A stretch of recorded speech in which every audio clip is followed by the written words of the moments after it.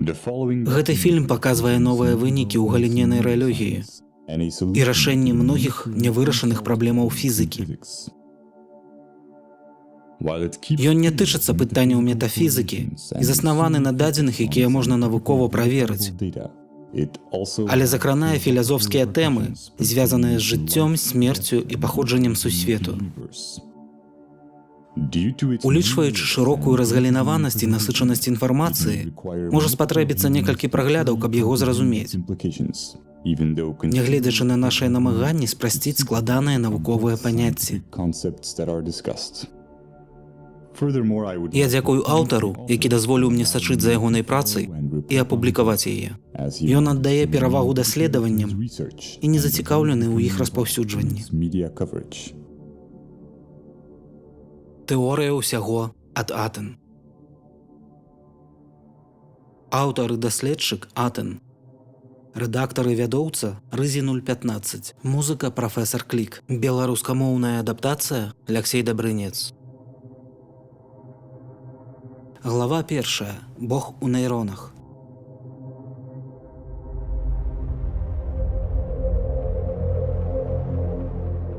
Чалавечы мозг – гэта сетка прыкладна 100 мільярдаў нейронаў. Розныя адчуванні ствараюць нейронныя сувязі, якія паказваюць разнастайныя эмоцыі. У залежнасці ад стымуляцыі нейронаў, адныя сувязі робяцца больш мацнейшымі і эфектыўнымі, а іншыя слабеюць. Гэта называецца нейрапластычнасць. Той, хто навучаецца музыцы, стварае больш трывалыя нервныя сувязі між дзвюма паўшар'ямі галаўнога мозгу, каб развіваць музычную творчасць. Праз навучанне можна развіць літаральна любы талент альбо навык. Рудыгер Гам лічыў сябе безнадзейным студэнтам і не мог адолець нават элементарную матэматыку. Ён пачаў развіваць свае здольнасці і ператварыўся ў чалавечы калькулятар, здольны на надзвычайна складаныя вылічэнні. Рацыянальнасць і эмацыйная ўстойлівасць працуюць гэтак жа. Нейронныя сувязі можна ўзмацніць. Калі вы чымсьці займаецеся, вы фізычна мяняеце свой мозг, каб дасягаць лепшых вынікаў. Паколькі гэта галоўны і асноўны механізм мозгу, самасвядомасць можа значна ўзбагаціць наш жыццёвы досвед.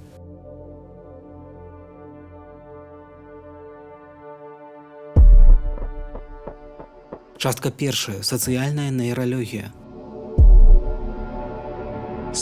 Асобныя нейроны і нейрамедыятары, напрыклад, норапінефрын, выклікаюць ахоўны механізм, калі мы адчуваем, што нашыя думкі трэба абараніць ад уплыву звонку. Калі чыёсьці меркаванне розніцца ад нашага, у мозг паступаюць тыя ж хімічныя рэчывы, што забяспечваюць наша выжыванне ў небяспечных сітуацыях. У гэтым ахоўным стане больш прымітыўная частка мозгу умешваецца ў рацыянальнае мысленне, і лімбічная сістэма можа блакаваць нашу працоўную памяць, фізычна выклікаючы абмежаванасць мыслення. Гэта можна назіраць пры запалохванні, альбо пры гульні ў покер, альбо калі нехта выяўляе упартасць у спрэчцы. Якой каштоўнай не была б ідэя, у такім стане мозг не здольны яе апрацаваць. На нейронным узроўні ён успрымае гэта як пагрозу. Нават калі гэта бяскрыўднае меркаванне альбо факты, з якімі ў іншым выпадку мы пагадзіліся б.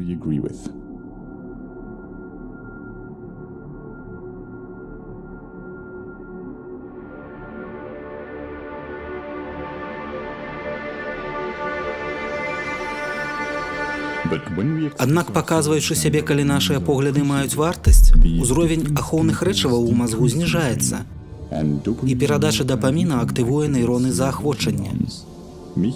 Тады мы адчуваем сілу і ўпэўненасць. Нашыя перакананні істотна ўплываюць на хімію нашага цела. Менавіта на гэтым заснаваны эфект плацэба. Самаадзнака і ўпэўненасць у сябе звязаная з нейрамедыятарам сератанінам. Моцны недахоп яго нярэдка даводзіць да дэпрэсіі, самаразбуральных паводзінаў і нават да самагубства. Калі для грамадства мы маем вартасць, гэта павышае ўзровень дапаміна і сератаніна ў мазгу і дазваляе нам вызваліцца ад эмацыйнай фіксацыі, а таксама павысіць узровень самасвядомасці.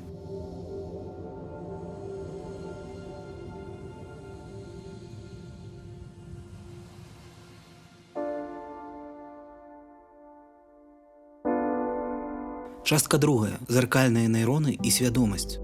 Сацыяльная псіхалогія нярэдка звяртаецца да базавай патрэбы чалавека знайсці сваё месца. Гэта называецца нарматыўны сацыяльны ўплыў. З узростам наш маральны і этычны компас амаль цалкам фармуецца вонкавым асяроддзем. Такім чынам, нашы дзеянні звычайна вынікаюць ад таго, як нас ацэньвае грамадства. Аднак новыя дадзеныя ў галіне нейралогіі даюць нам больш дакладнае разуменне культуры і індывідуальнасці. Новыя невралагічныя даследаванні пацвердзілі існаванне эмпанічных люстэрных нейронаў. Калі мы зведваем эмоцыі альбо выконваем дзеянні, спрацоўваюць пэўныя нейроны. Але калі мы бачым, як гэта робіць нехта іншы, альбо ўяўляем сабе гэта, спрацоўваюць многія з тых жа нейронаў, быццам мы робім гэта самыя. Гэтыя эмпатычныя нейроны звязваюць нас з іншымі людзьмі і дазваляюць адчуваць тое, што адчуваюць іншыя. Паколькі гэтыя ж нейроны рэагуюць на наша ўяўленне, мы атрымліваем ад іх эмацыйную аддачу гэтак жа, як і ад іншага чалавека. Гэта сістэма дае нам магчымасць самааналізу. Люстэрныя нейроны не бачаць розніцы між сабою і іншымі. Менавіта таму мы настолькі залежым ад адзнакі наваколля і жадання адпавядаць яму. Мы заўсёды схільныя да дваістасці між тым, як мы бачым сябе і як нас успрымаюць іншыя.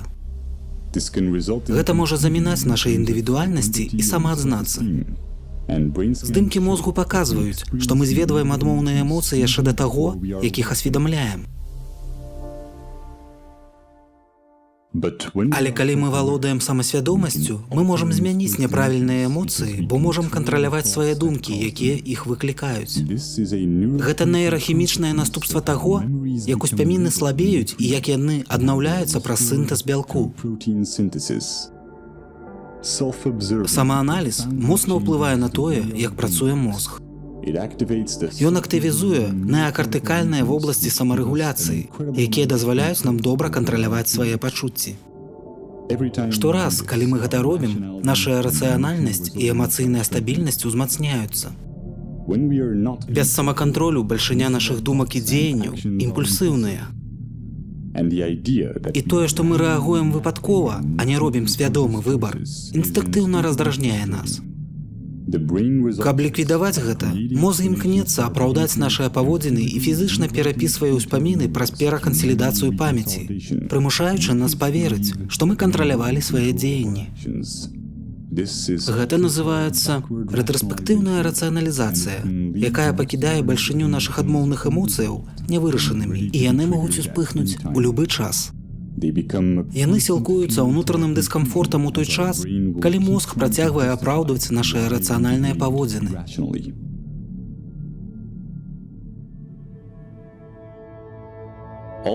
Усе гэтыя складаныя і амаль шызафрэнічныя паводзіны падсвядомасці – праца шырокіх, паралельна размеркаваных сістэмаў у нашым мазгу. Свядомасць не мае вызначанага цэнтру. Бачная еднасць знітаваная з тым, што кожны асобны ланцуг актывуецца і паказвае сябе ў канкрэтны момант часу. Наш досвед пастаянна мяняе нашыя нервныя сувязі, фізычна змяняючы паралельную сістэму нашай свядомасці. Наўпроставае ўмяшальніцтва ў гэта можа мець сюррэалістычныя эфекты, якія ставяць пытанне аб тым, што такое свядомасць і дзе яна размешчана. Калі левае паўшар'е мозгу аддзяліць ад правага, як у выпадку з пацыентамі, якія перанеслі падзел мозгу, вы захаваеце здольнасць размаўляць і думаць з дапамогай левага паўшар'я. У той час, як пазнавальныя здольнасці правага паўшар'я будуць моцна абмежаваныя. Левае паўшар'е не будзе пакутаваць ад адсутнасці правага, хаця гэта сур'ёзна зменіць ваша ўспрыняццё. Прыкладам, вы не здолееце апісаць правы бок чыйго-небудзь твару. Але вы не заўважыце гэтага, не ўбачыце ў гэтым праблему і нават не зразумееце, што штосьці змянілася. Паколькі гэта закранае не толькі ваша ўспрыняццё рэальнага свету, але і вашыя думкавыя вобразы, гэта не толькі праблема ўспрыняцця, а фундаментальнае змяненне свядомасці.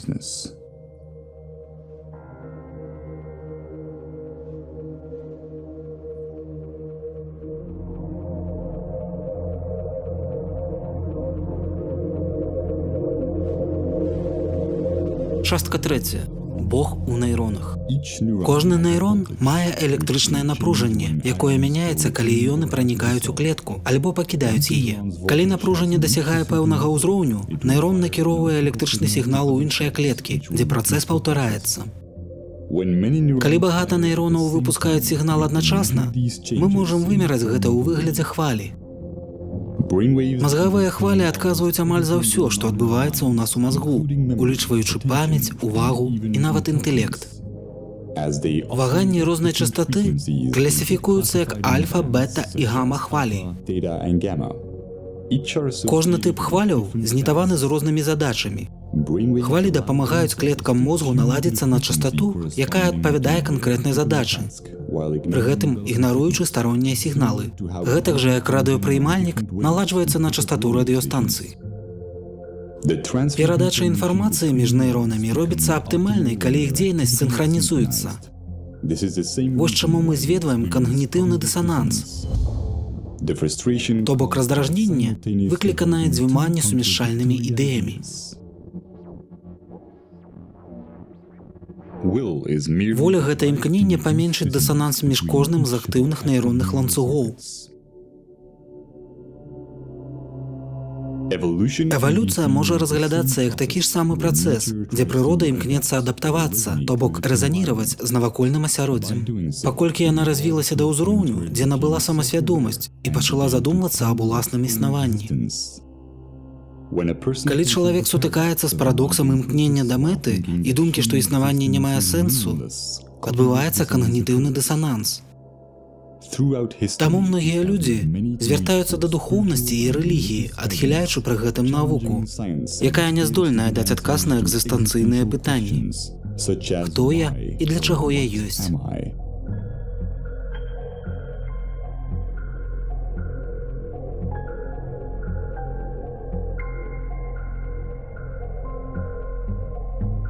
Частка 4.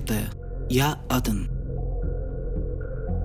Люстэрныя нейроны не робяць адрозненняў між сабою і іншымі.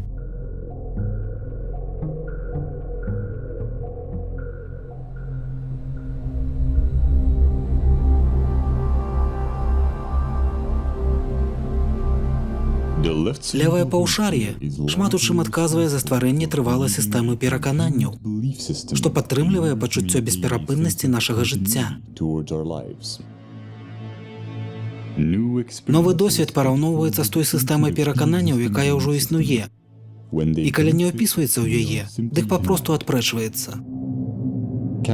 Балянсам выступае правае паўшар'е мозгу, якое выконвае процілеглую ролю. У той час, як левае паўшар'е імкнецца да захавання мадэлей, правае бесперапынна падвяргае сумненню статус-кво. Калі разыходжанні занадта вялікія, правае паўшар'е вымушае пераглядзець наш светапогляд. Аднак, калі нашыя перакананні занадта моцныя, правае паўшар'е можа не пераадолець нашай адмовы.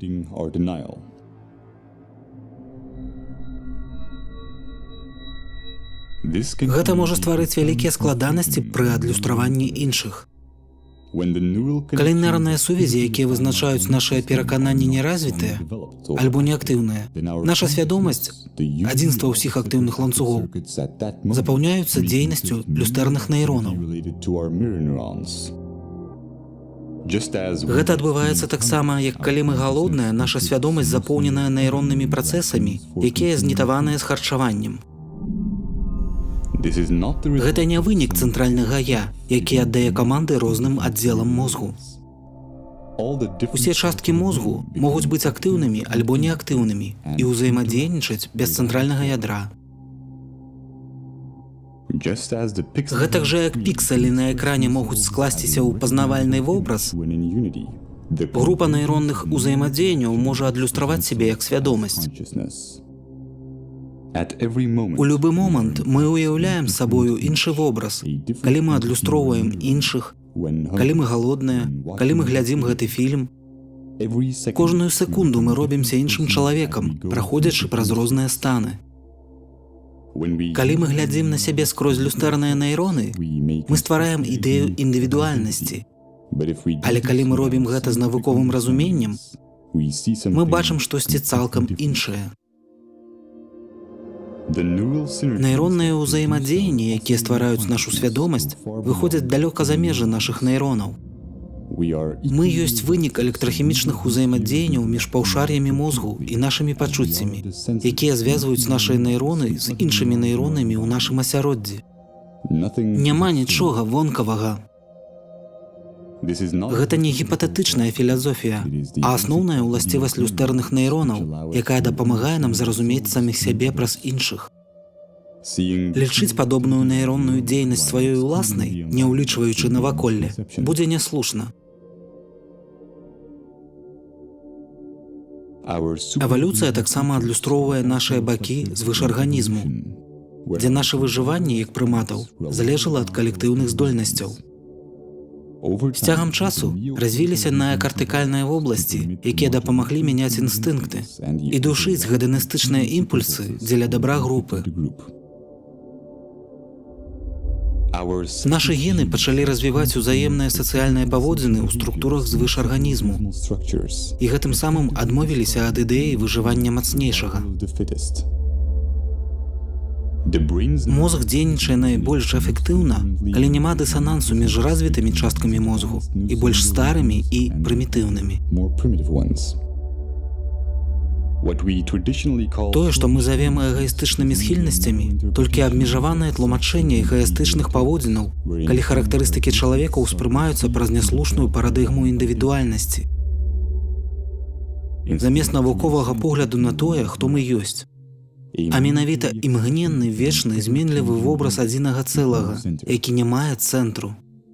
Псіхалагічным наступствам падобнай сістэмы перакананняў з'яўляецца самасвядомасць без прывязкі да ўяўнага «я», што прыводзіць да павышэння яснасці розуму, грамадскай свядомасці, самакантролю, таго, што нярэдка называецца «быць тут і цяпер».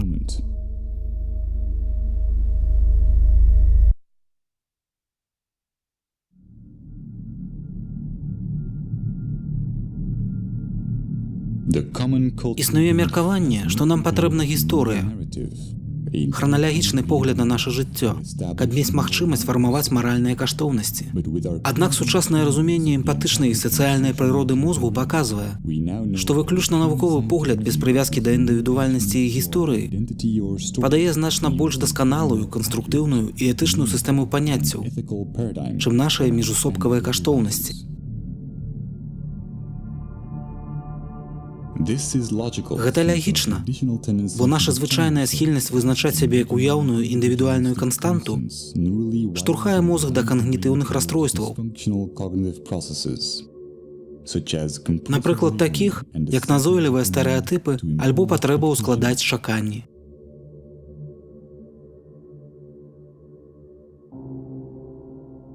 Імкненне класіфікаваць палягае ў падмурку ўсіх нашых формаў узаемадзеяння, але класіфікуючы эга як унутранае, а асяродак як вонкавае, мы абмяжоўваем уласныя нейрахімічныя працэсы і зведваем уяўнае пачуццё раз'яднанасці.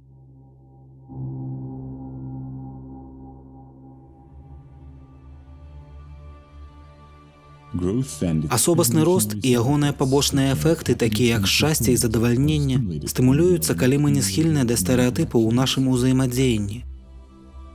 Мы можам мець розныя погляды і не пагаджацца адно з адным.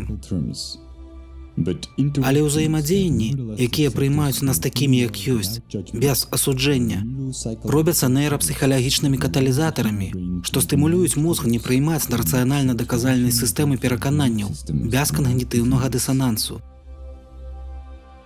Стымуляцыя гэтай нейроннай дзейнасці вызваляе ад патрэбы ў забаўляльных фактарах, якія адцягваюць увагу, і стварае цыклы канструктыўных паводзінаў у нашым асяроддзі. Сацыёлагі выявілі, што такія з'явы, як паленне і пераяданне, эмоцыі і ідэі распаўсюджваюцца ў грамадстве гэтак жа, як перадаюцца электрычныя сігналы нейронаў, калі іх дзейнасць сінхранізаваная.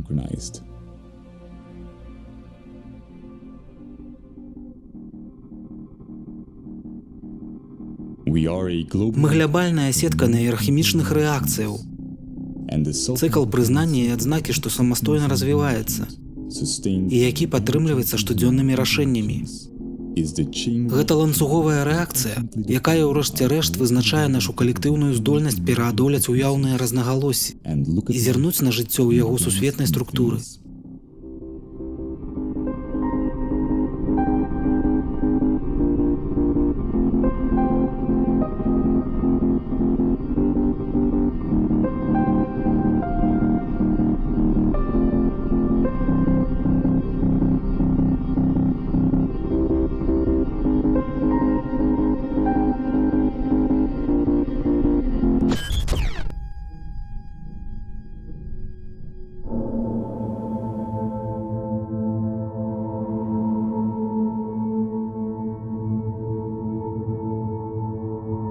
Глава 2. Сусветная структура.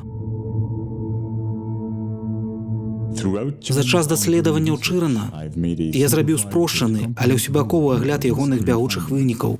Гэта мая інтэрпрэтацыя першых месяцаў яго працы па яднанні квантавай фізікі і тэорыі адноснасці. Гэтая тэма складаная і, магчыма, будзе цяжкая для вашага разумення. Гэтак жа, яна змяшчае пэўныя філазофскія высновы, якія будуць закранутыя ў эпілогу. За апошнія стагоддзі было шмат дзіўных дасягненняў, якія прывялі да змянення навуковай сістэмы разумення свету.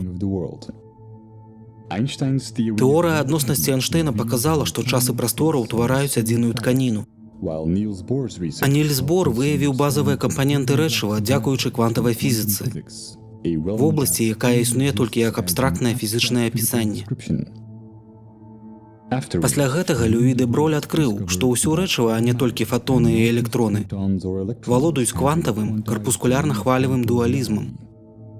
Гэта правяло да з'яўлення новых школаў меркаванняў о прыродзе рэальнасці, а таксама папулярных метафізічных і псеўданавуковых тэорыяў. Напрыклад, што чалавечы розум можа кіраваць сусветам праз пазітыўнае мысленне. Гэтыя тэорыі прывабныя, але яны не паддаюцца праверцы і могуць перашкаджаць навуковаму прагрэсу.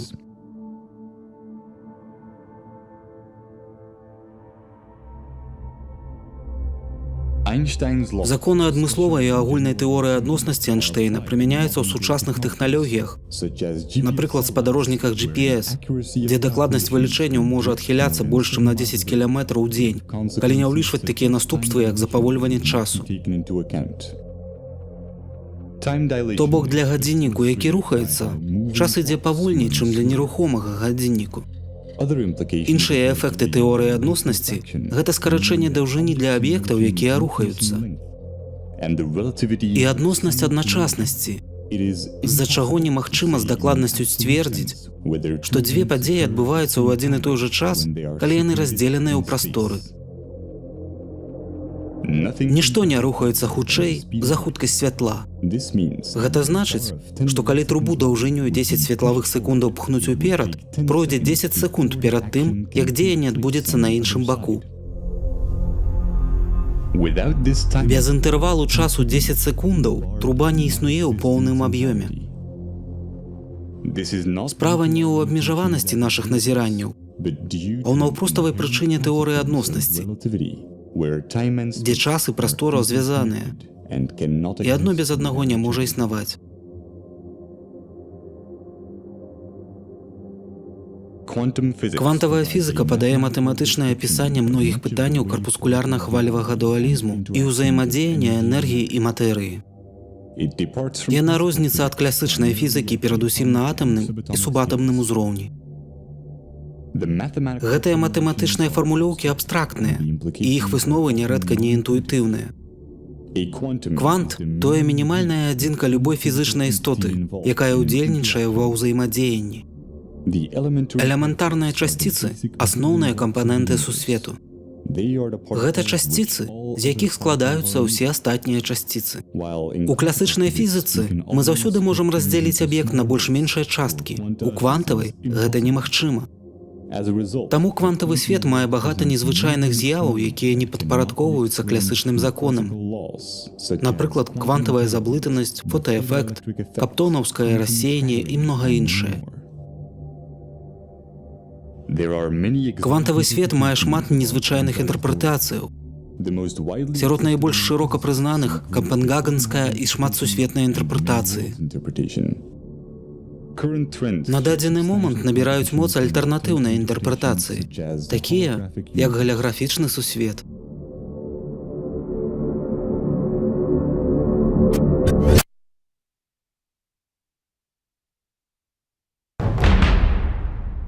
Частка першая. Раўненне де Бройля. Хоць квантавая фізіка і законы адноснасці Эйнштэйна аднолькава неабходныя для навуковага разумення свету, існуе шмат нявырашаных навуковых праблемаў і покуль няма яднальнай тэорыі.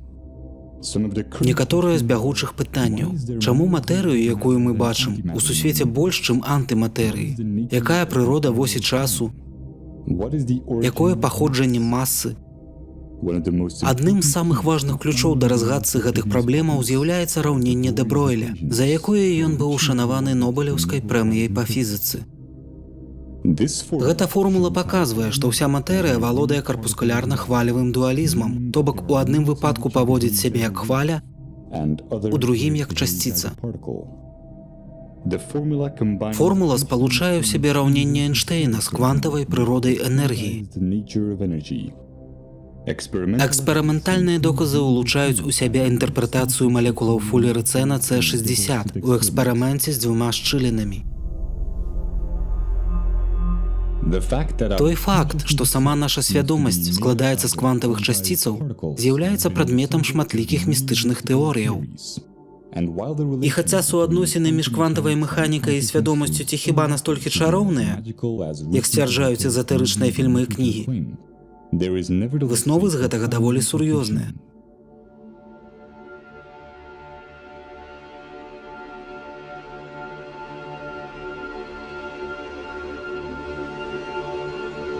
Паколькі раўненне де Бройля ўжываецца да ўсяе матэрыі, мы можам цвердзіць, што Сі раўняецца HF, дзе Сі свядомасць, H пастаянная плянка і F частата. Сі адказвае за тое, што мы ўспрымаем як зараз. Квантавая, то бок мінімальная адзінка ўзаемадзеяння. Сума ўсіх момантаў Сі разам з бягучым момантам гэта тое, што фармуе наша бачанне жыцця. Гэта не філазофскае альбо тэарэтычнае сцверджанне, а наўпроставае следства квантавасці ўсей матэрыі і энергіі. Формула паказвае, што жыццё і смерць з'яўляюцца абстрактнымі сукупнасцямі Сі. Іншае следства раўнення де Бройля ў тым, што тэмп вагання матэрыі альбо энергіі, таксама як і паводзіны іх як хваля альбо часціца, залежыць ад частаты сістэмы адліку. Павышэнне частаты з-за хуткасці суадносяцца з іншымі і прыводзяць да такіх з'яваў, як запавольванне часу. Прычына гэтага ў тым, што ўспрыняццё часу не мяняецца адносна сістэмы адліку, дзе прастора і час – гэта ўласцівасць квантаў, а не наадварот.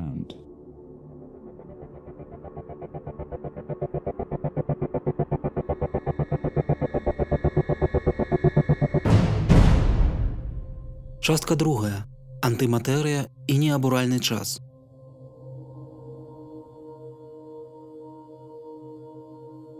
Вялікі андронны каляйдар, Швейцарыя. Антычасціцы ствараюцца паўсюль у сусвеце, дзе адбываюцца высокаэнергетычныя сутыкненні між часціцамі. Гэты працэс штучна мадэлюецца ў паскаральніках часціцаў. Адначасна з матэрыяй ствараецца і антыматэрыя. Такім чынам, недахоп антыматэрыі ў сусвеце дагэтуль застаецца адным з найбуйнейшых нявырашаных пытанняў фізікі. Захопліваючы часціцы электрамагнітнымі палямі, мы можам даследаваць іх уласцівасці. Квантавыя станы часціцаў і антычасціцаў узаемна замяняльныя, калі ўжываць да іх аператары зарадавага спалучэння Сі, цотнасць Пі і кручэнне часу Ці. То бок, калі пэўны фізік складзены з антырэчыва будзе праводзіць эксперыменты ў лабараторыі таксама з антырэчыва, выкарыстоўваючы хімічнае злучэнне і рэчывы, складзеныя з антычасціцаў, ён атрымае гэткія ж вынікі, як і ягоны матэрыяльны калега. Аднак, калі яны з'яднаюцца, адбудзецца вялізны выкід энергіі, прапарцыйны іх масе. Нядаўна ў лабараторыі Фермі адкрылі, што такія кванты, як мезоны, з хуткасцю 3 трыльёны разоў за секунду пераходзяць з рэчыва ў антырэчыва і назад. Гледзячы на сусвет у квантавай сістэме адліку Сі, неабходна браць пад увагу ўсе эксперыментальныя вынікі, што ўжываліся да квантаў.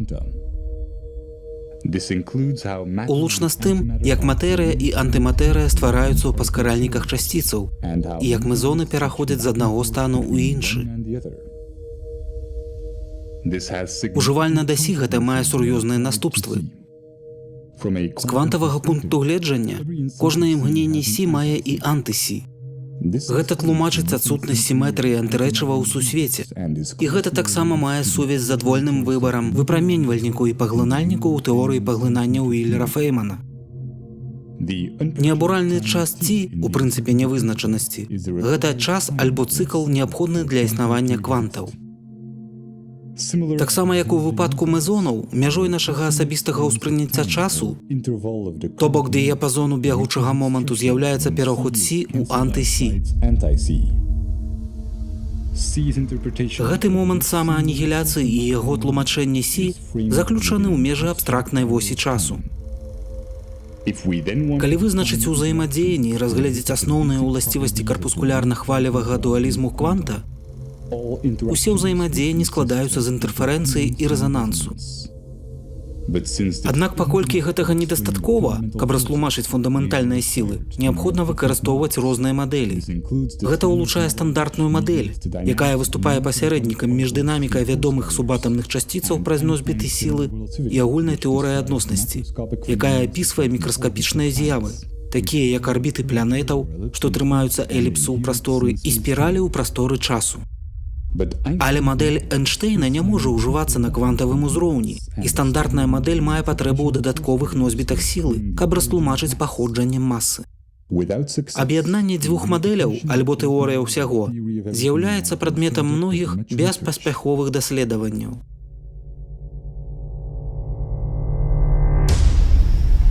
Частка 3. Тэорыя ўсяго.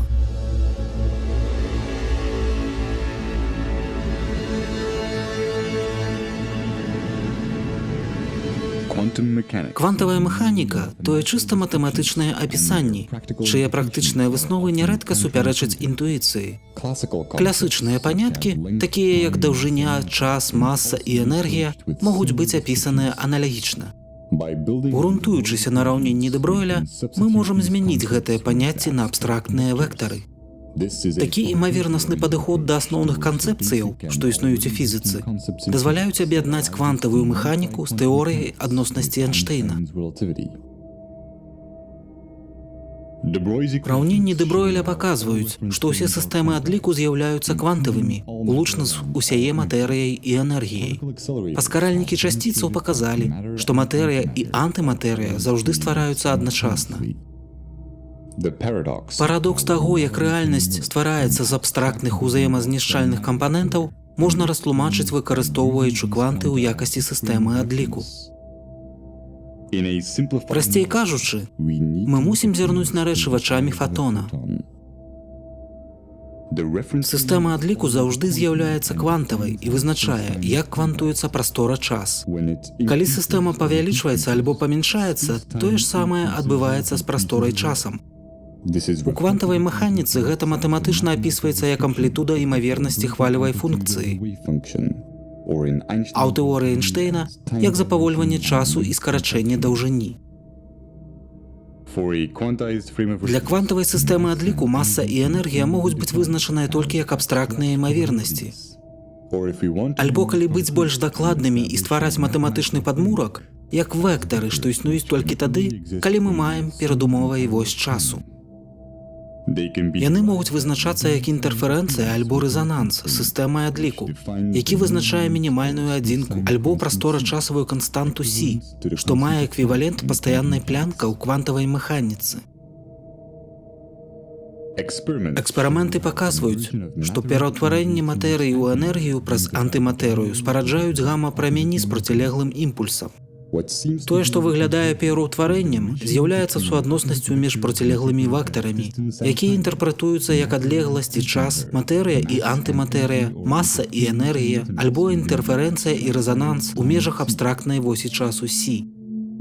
Сума процілеглых вектараў заўсёды раўная нулю. Менавіта гэта вызначаецца прычыною сіметрыі, альбо законаў захавання ў фізіцы, альбо таго, чаму пры хуткасці Сі час і прастора роўныя нулю з-за скарачэння даўжыні за павольвання часу. Вынікам гэтага з'яўляецца прынцып нявызначанасці Гейзенбергу, які сцвярджае, што пэўныя пары фізычных уласцівасцяў, прыкладам становішча і імпульс, нельга ведаць адначасна з вялікай дакладнасцю. У пэўным сэнсе асобная часціца з'яўляецца ўласным полем. Гэта не тлумачыць наша пачуццё бесперапыннасці, дзе Сі знішчае само сябе ў межах уласнага неабходнага дыяпазону.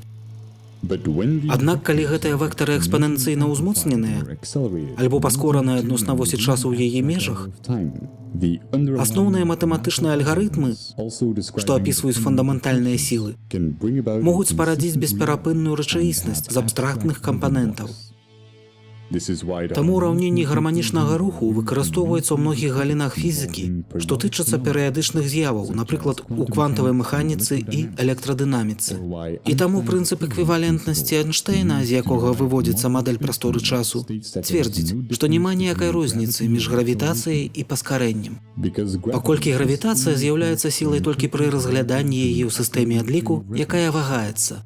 Гэта ілюструе лагарыфмічная спіраль, якая зводзіцца да шрубавай спіралі ў сістэме адліку, што вымушае аб'екты круціцца і рухацца па арбітах.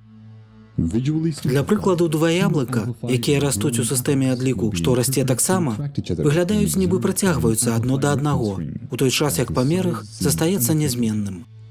Процілеглае ўзнікае пры інтэрферэнцыі. Карацей, павелічэнне альбо памяншэнне памеру аб'ектаў цягам нашага набліжэння альбо аддалення вызначаецца зрушаннем сістэмы адліку, як радыё, што наладжваецца на розныя хвалі, каб злавіць радыёстанцыю.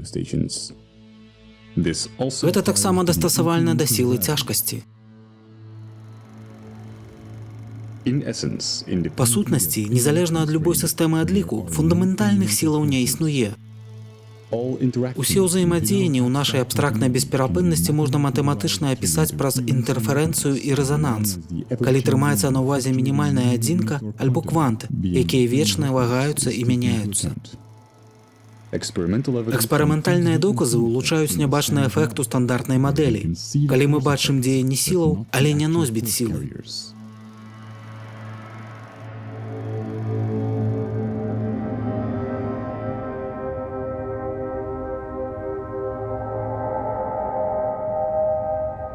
Квантавая суперпазіцыя.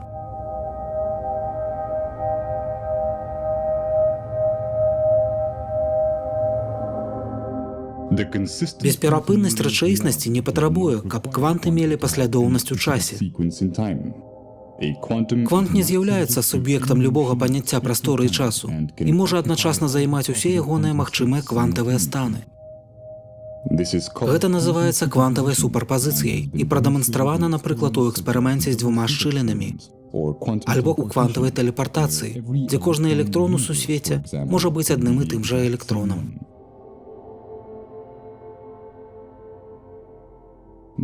Адзінае патрабаванне для абстрактнай восі часу і паслядоўнай бесперапыннасці часу – гэта алгарытм апісання мадэлі альбо абстрактная паслядоўнасць вектараў. Паколькі гэтая бесперапыннасць вызначае нашу здольнасць да самаўсведамлення, гэта падпарадкоўвае нас яе матэматычным наступствам, то бок фундаментальным законам фізікі. Узаемадзеянне – гэта проста тлумачэнне абстрактнай мадэлі. Менавіта таму квантавая механіка падае толькі матэматычныя апісанні. Яна здольная толькі апісаць мадэль унутры яе бясконцых імавернасцяў. Калі верагоднасць выяўляецца як сі, інфармацыя, неабходная для апісання бягучага моманту, альбо верагодны дыяпазон сі, таксама ўвасабляе сабой вось часу.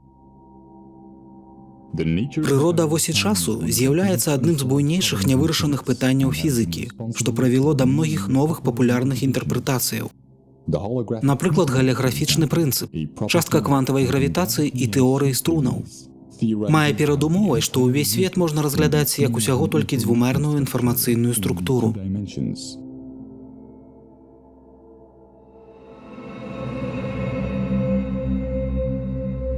Час.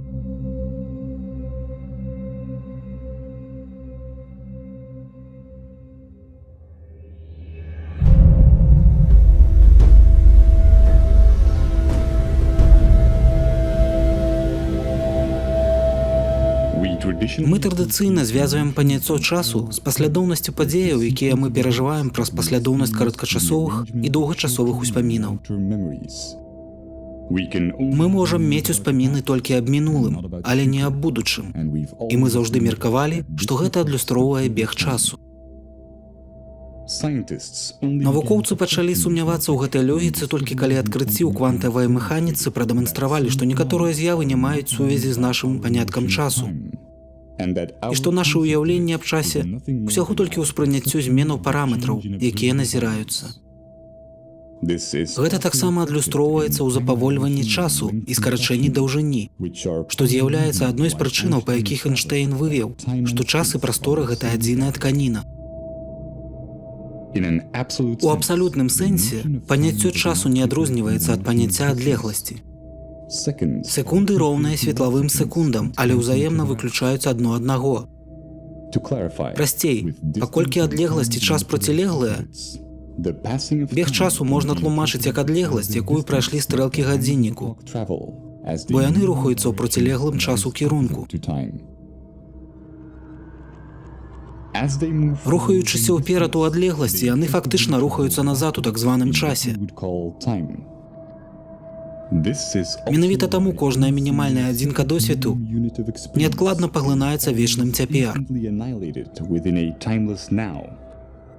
Гэта тлумачэнне ліквідуе рознагалосся між каляпсам хвалевай функцыі і квантавай дэкагерэнцыяй.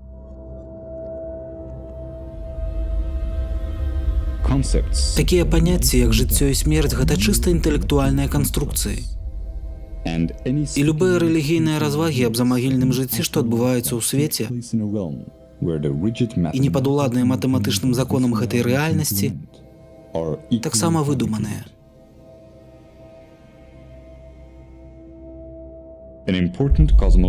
Яшчэ адно істотнае следства ў тым, што тэорыя вялікага выбуху, дзе сусвет паходзіць з аднаго пункту, тое непаразуменне.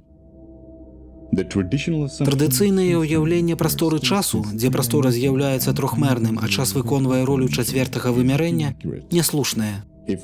Калі мы хочам вывучыць паходжанне сусвету, мы павінны глядзець уперад, паколькі вектар часу сі процілеглы вектару адлегласці, з якога мы ўспрымаем пашырэнне сусвету. Хаця гэта часовая мапа сусвету даецца толькі абстрактныя паняцці, без уліку яе квантавага падмурку. Эксперыментальныя доказы ўключаюць паскарэнне пашырэння сусвету, а таксама зваротную альбо рэгрэсіўную метрыку чорных дзірак. І многія праблемы знітаваныя з тэорыяй вялікага выбуху, напрыклад, праблема гарызонту.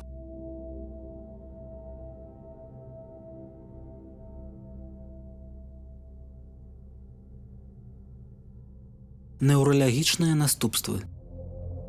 Гэтыя высновы могуць уздымаць пытанні аб свабоднай волі.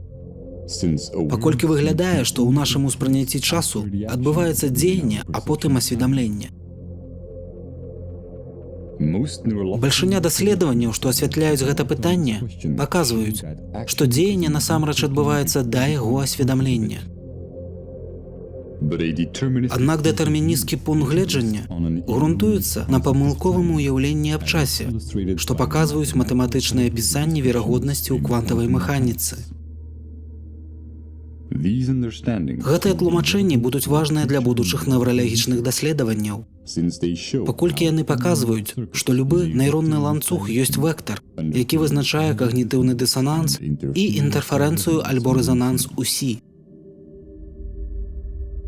Здольнасць разумець і свядома змяняць гэтыя вектары, здабытыя за мільярды гадоў эвалюцыі, пацвярджае, наколькі важныя нашыя сістэмы перакананняў для пашырэння нашага асведамлення і як яны ўплываюць на нашу працоўную памяць, якая адказвае за нашу здольнасць усталёўваць сувязі і нервныя працэсы, якія фармуюць сэнс. Гэта таксама тлумачыць, што для штучнай свядомасці спатрэбіцца сетка незалежных працэсараў, а не лінейная паслядоўнасць складаных алгарытмаў.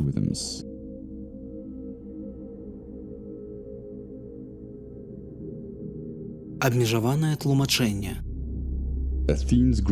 Адзіная тэорыя Атэна з'яўляецца рашэннем, якое яднае квантавую фізіку і тэорыю адноснасці.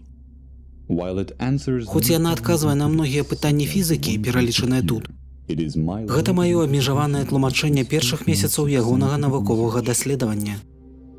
Незалежна ад вынікаў, робіцца ясна, што мы ўступілі ў эпоху, у якой навука адкрытая для ўсіх. І калі мы захаваем даступнасць і нейтральнасць інтэрнэту, мы зможам праверыць слушнасць нашых ідэяў, развіваць наша ўяўленне, ствараючы новыя ўзаемасувязі, і мы зможам працягнуць развіццё нашага разумення свету і розуму.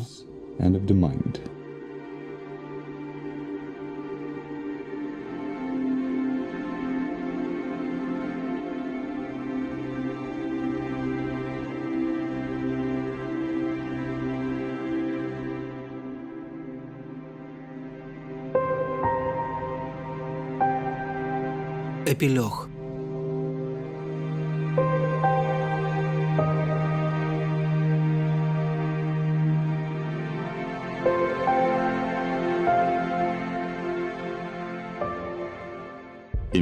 У квантавай механіцы мы навучыліся іншаму падыходу да рэальнасці і разглядаць усё як імавернасці, а не як вызначэнні. У матэматычным сэнсе ўсё складана. Як у навуцы, гэтак і ў нашым паўсядзённым жыцці, наша здольнасць вылічваць альбо ўгадваць імавернасці вызначаецца інтэлектуальнай здольнасцю распазнаваць заканамернасці. Чым болей мы адкрытыя, тым болей выразна мы можам бачыць гэтыя заканамернасці і грунтаваць свае дзеянні на разумнай верагоднасці. Паколькі ў самую прыроду нашага левага паўшар'я закладзена адмаўленне ідэяў, якія не ўваходзяць у нашыя бягучыя погляды, чым болей прывязаныя мы да сваіх перакананняў, тым меней мы здольныя зрабіць свядомы выбар для сябе. Аднак, кантралюючы гэты працэс, мы пашыраем сваю самасвядомасць і павялічваем свабодную волю. Кажуць, што мудрасць прыходзіць з узростам. Але з адкрытасцю і скептыцызмам, асноўнымі навуковымі прынцыпамі. Нам не патрэбны дзесяцігоддзі спробаў і памылак, каб вызначыць, якія з нашых перакананняў могуць не мець праўды.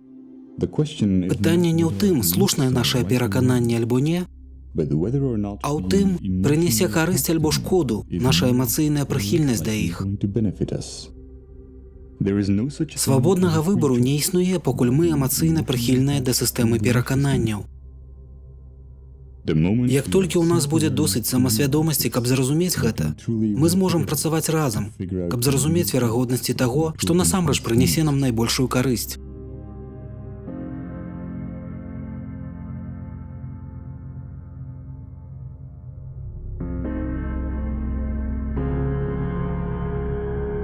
Развіццё квантавай механікі падвергла неверагоднай крытыцы нашыя класычныя навуковыя погляды. Самасвядомасць і гатоўнасць перагледзець свае гіпотэзы, якія пастаянна падвяргаюцца выпрабаванню навукай і чалавецтвам, будуць вызначаць ступень, у якой мы дасягнем больш глыбокага разумення розуму і сусвету.